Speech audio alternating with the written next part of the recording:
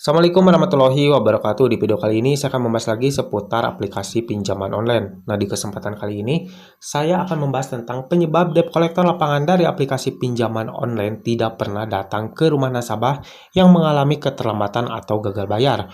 Walaupun si nasabah tersebut itu mengalami keterlambatan dalam nominal yang cukup tinggi ya. Nah, di sini saya akan memberikan penyebab debt collector lapangan tersebut itu tidak pernah datang ke rumah nasabah yang mengalami keterlambatan atau gagal bayar ya. Jadi buat kalian yang mungkin sekarang mengalami keterlambatan di aplikasi-aplikasi pinjaman online legal yang memang sudah ada debt collector lapangannya, kalian itu tidak perlu takut ya.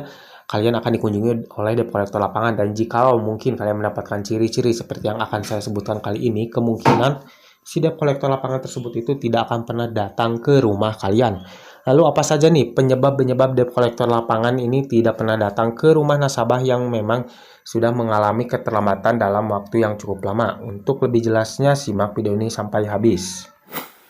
Penyebab debt collector lapangan tidak pernah datang ke rumah nasabah yang mengalami keterlambatan atau gagal bayar di aplikasi pinjaman online. Yang pertama adalah untuk lokasi si nasabah tersebut itu berada di daerah pedesaan ya. Bisa jadi nih untuk nasabah-nasabah yang memang alamat rumahnya itu berada di pedesaan yang jauh dari pusat kota, itu biasanya jarang didatangi oleh debt collector lapangan. Kalaupun si debt collector lapangan dari aplikasi pinjaman online legal tersebut itu memang sudah ada dan cukup merata, namun biasanya untuk daerah-daerah pesisian itu memang jarang dikunjungi ya.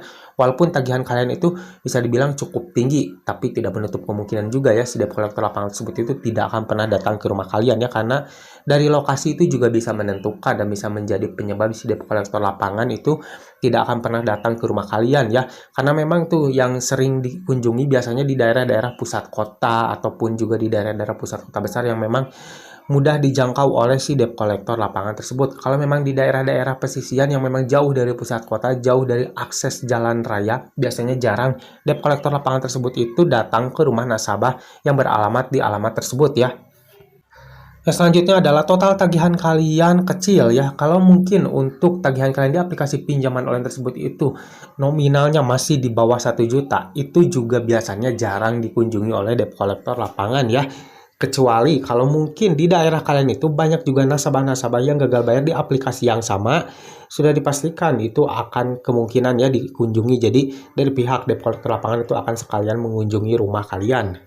Tapi kalau mungkin di daerah kalian tuh hanya kalian saja yang mungkin mengalami keterlambatan dan nominal kalian bisa dibilang cukup kecil lah ya, di bawah 1 juta, itu pastinya kemungkinan kalian tidak akan pernah dikunjungi oleh debt collector lapangan. Namun kita juga tidak tahu bahwasanya untuk di daerah kita itu tuh ada yang mengalami keterlambatan atau gagal bayar atau tidak di aplikasi yang sama ya. Kalau mungkin tidak pernah ada debt collector lapangan yang datang, sudah waktu 3 bulan atau 4 bulan keterlambatan kita, ataupun tidak ada debt collector lapangan yang datang, itu kemungkinan di daerah kalian hanya kalian saja yang mengalami keterlambatan, dan memang untuk yang nominal di bawah 1 juta itu jarang dikunjungi oleh debt collector lapangan.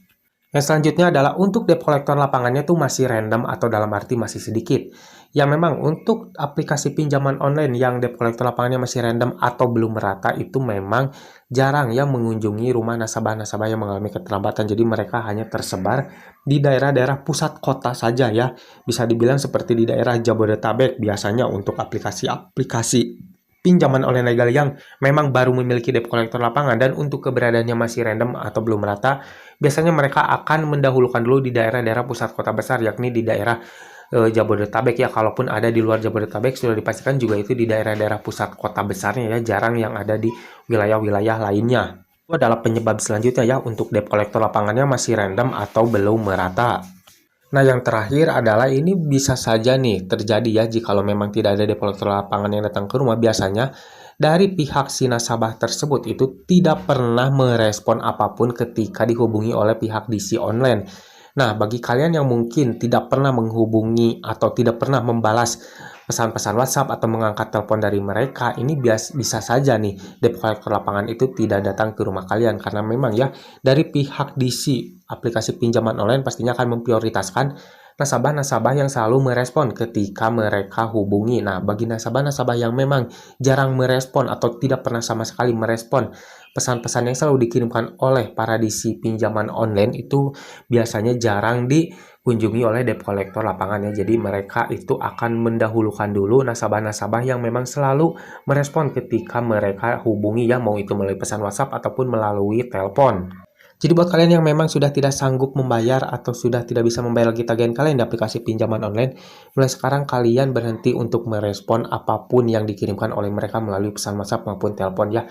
Karena ini bisa menjadi solusi buat kalian yang mungkin takut dengan yang namanya kunjungan debt collector lapangan. Dengan kalian melakukan cara tersebut, ya tidak menutup kemungkinan ya kalian itu tidak akan pernah dikunjungi oleh debt collector lapangan ke rumah kalian. Karena sudah dipastikan untuk diisi dari pinjaman online akan memprioritaskan nasabah-nasabah yang memang selalu merespon ketika mereka hubungi.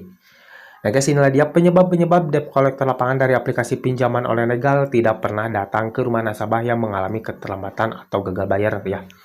Semoga sedikit video ini bisa bermanfaat buat kalian. Jangan lupa like dan juga share ke teman-teman kalian dan tetap dukung channel ini agar semakin berkembang dengan cara klik subscribe di bawah. Sampai jumpa di video selanjutnya. Assalamualaikum warahmatullahi wabarakatuh.